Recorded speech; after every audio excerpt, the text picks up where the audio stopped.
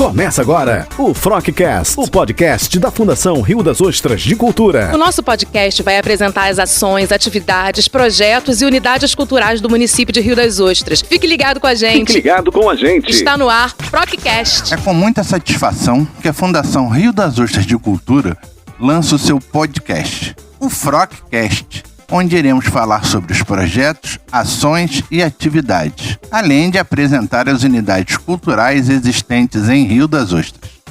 Para essa estreia, vamos conversar com a presidente da Fundação, Cristiane Regis, que vai nos passar como é o trabalho desenvolvido na cultura do município, os desafios da gestão, as ações planejadas para valorizar a classe artística em todos os segmentos e falar também da criação de uma identidade própria para a cultura. Bom dia, Cris, tudo bem? Vamos começar esse bate-papo falando sobre o trabalho da Fundação. Como ele é feito?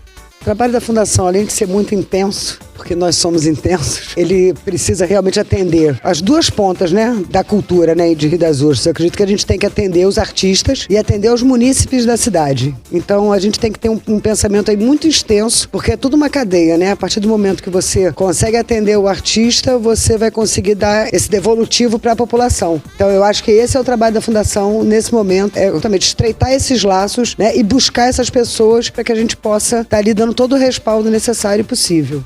Hoje em dia, quantas unidades culturais existem no município, Cris? No município existem, até agora, 9 unidades. Então nós temos a Casa de Cultura Bento Costa Júnior, o Museu de Sítio Arqueológico Sambaqui da Tarioba, Centro de Formação Artística de Teatro, Música e Dança, o Prédio da Onda, a Biblioteca Municipal, Teatro Popular, Fundição de Artes e Ofícios, que fica ali no Beira Rio, Centro Ferroviário Guilherme Nogueira, em Rocha Leão, Empório da Estação, e temos também a sede, que fica ali próximo também aqui no centro, onde a gente tem também uma sala, onde a gente dá cursos, oficinas, então a sede também não é só administrativa, mas ela também é utilizada para outros fins. Você falou que, por enquanto, são 9 unidades. Há previsão de ter novas unidades, Cris? A gente vem aqui, numa luta muito grande, e eu acredito que a gente vai conseguir, que a gente tem muita vontade, eu acho que a gente vai conseguir. A gente quer ampliar, o Museu de Sítio Sambaqui da Tarioba, que é um museu extremamente importante, no Brasil. É o único museu de sítio que existe no Brasil, e a gente tem, acho que por obrigação, poder ampliar esse trabalho e dar essa visibilidade que realmente ele merece. Então, essa é uma das unidades que a gente vem aí tentando, no ano que vem, implementar isso e melhorar. E a segunda unidade que a gente está aqui almejando, sonhando e que a gente pode, de repente, ter essa conquista é uma galeria de arte para Rio das Ostras. Cris, estamos há mais de um ano vivendo um período conturbado por conta da pandemia. Como está sendo o desafio de promover cultura neste período? O desafio é grande, Para todo mundo, a gente sabe o quanto está sendo difícil no mundo inteiro, Se a gente sabe que outros países, até da Europa, não sei o que, tem essa dificuldade, imagina a gente que fica aqui, que não tem toda essa tecnologia, que de repente não tem o aparato que esses caras já têm. Eu acho que, é um desafio. E eu acredito que esse desafio também foi muito bem cumprido pela Fundação. Sabe? A gente, a todo instante, teve ativo, trazendo oficinas para as pessoas, diversão, música de qualidade.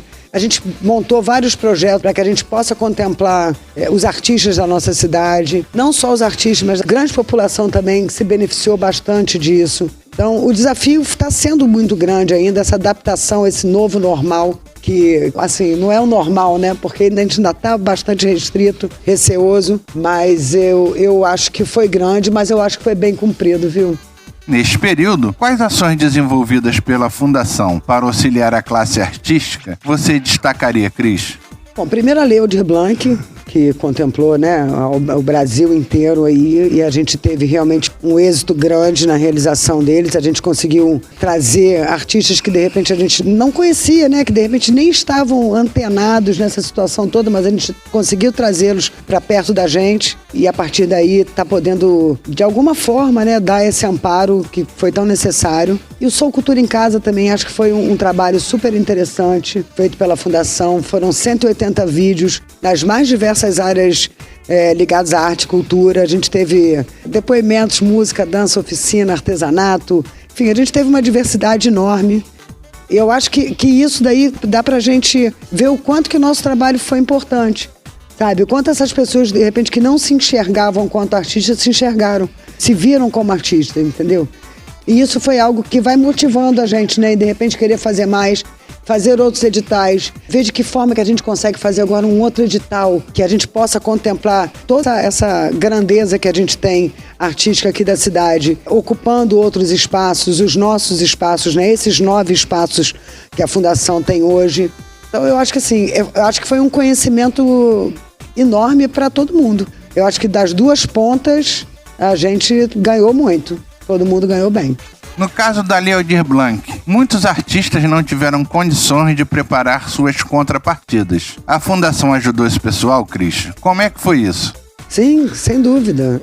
A gente está aqui para isso, né? É exatamente essa ponta, né? Essa ponta do início da sua primeira pergunta, que eu acho que a gente tem que estar aqui para cumprir esse papel mesmo.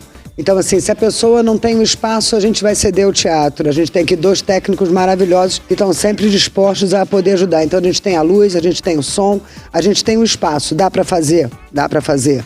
Se o artesão não tem como gravar, de repente uma senhora não tem muita habilidade, né, com um celular ou algo do tipo, não tem problema, a gente vai resolver também. E a gente bota e grava e edita e faz tudo na Casa de Cultura para poder estar atendendo essas pessoas. Assim, essa dificuldade não pode haver, entendeu? A gente tem que resolver, a gente tem que auxiliar justamente nisso, para que essa dificuldade não seja um empecilho deles não estarem cumprindo o seu papel, né? Então, a gente está aqui disposto sempre a poder ajudar, de todas as formas possíveis. Cris, você disse que todos os segmentos da classe artística foram contemplados. Você tem noção de quantos foram beneficiados? Então, ao todo, foram 230 artistas locais beneficiados, além do prêmio também, que foram mais 30, que alguns também foram beneficiados pela lei e outros não. Né? Apesar de toda a divulgação que nós fizemos, de todas as lives que nós fizemos, de todas as matérias em Facebook, em jornal, em tudo, a gente teve gente que falou assim, eu não sabia. Eu fiquei assim, bastante surpresa quando as pessoas falavam assim, eu não sabia.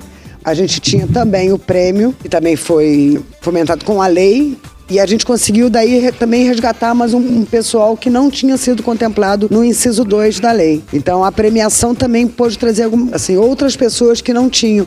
Acredito que em torno de 240 artistas. Falando ainda desse período de pandemia, Cris, a Fundação teve a oportunidade de atualizar o seu cadastro, não só de artistas, como também de agentes culturais. No caso desses agentes, parece que esse cadastro teve um aumento de 600%. Como é que você analisa isso? É maravilhoso, né? É maravilhoso você poder enxergar de uma forma muito ampla tudo que você tem dentro da sua cidade. Todas essas pessoas, que é o que eu te falei, que de repente nem se imaginavam artistas, apesar de terem um trabalho artístico, elas não se reconheciam. Então eu acho que isso aí foi o primeiro ponto positivo nessa situação. O segundo, eu acho que houve também esse crescimento de 600%, é porque foi algo novo, né? Foi um mapeamento feito que nunca tinha sido feito. A gente nunca tinha conseguido, na verdade, reunir a classe artística e falar, vamos lá, que a hora é essa, a gente precisa que vocês se inscrevam, sabe? E foi isso que aconteceu. E eu acho que as pessoas viram o retorno e puderam entender o quanto é importante elas estarem aliadas junto com o poder público, né? Elas estarem aliadas ali, sabendo do que está se passando, para que elas possam se beneficiar. Foi extremamente importante para a gente, da gente conhecer pessoas que a gente não imaginava que existia dentro da cidade de Rio das Ostras, até mesmo porque não tinha essa proximidade com a Fundação. E hoje a gente conhece tanta gente, a gente fala com as pessoas como se fossem amigos de anos, a partir de um cadastro feito. Então isso é muito bom. Você acha que dessa forma, Rio das Ostras começa a ter uma identidade cultural que não tinha antes? Eu acho que Rio das Ostras tem algo que outros municípios não têm. Eu acho que Rio das Ostras começa a ter credibilidade. Eu acho que a Fundação Rio das Ostras Cultura pode dizer hoje que os artistas podem contar com a gente. Que antes dessa identidade cultural nascer, os artistas têm que ter uma credibilidade no trabalho do poder público, entendeu? E eu acho que isso a gente consegue. Eu acho que hoje a gente tem isso, né? A gente consegue dizer que a gente tem isso, porque a partir daí uma cidade tão nova, é tão complicado, né? A gente vem aí com a cidade criativa da música, a gente tem a história de Caymmi, temos o jazz e blues, e assim, tanta tantas vertentes em Rio das Ostras, é tanta gente boa, tanto pintor maravilhoso, é tanta gente de artesanato que você fala assim, caramba, eu nunca tinha visto um trabalho desse, sabe? Então eu acho que essa identidade ela vai ser construída ao longo de alguns anos. Mas eu acho que a gente tem vertentes muito fortes dentro da cidade, onde a gente vê a música realmente como um grande potencial. Até mesmo nós temos aqui, né, uma escola técnica que é maravilhosa, né, que muito difícil disso existir em outros municípios, em outros estados, enfim, no Brasil. Então a gente tem isso daí, que já é uma grande alavanca, alinhada aí a música, teatro e dança. Mas eu acho que a gente tem outras vertentes aqui ainda desconhecidas, que a gente pode se surpreender.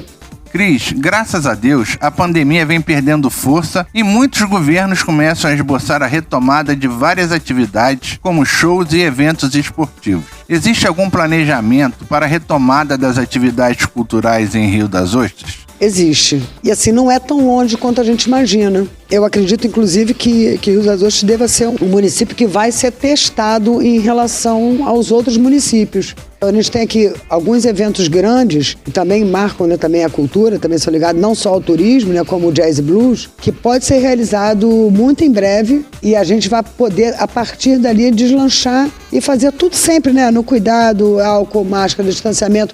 É difícil, mas não é impossível.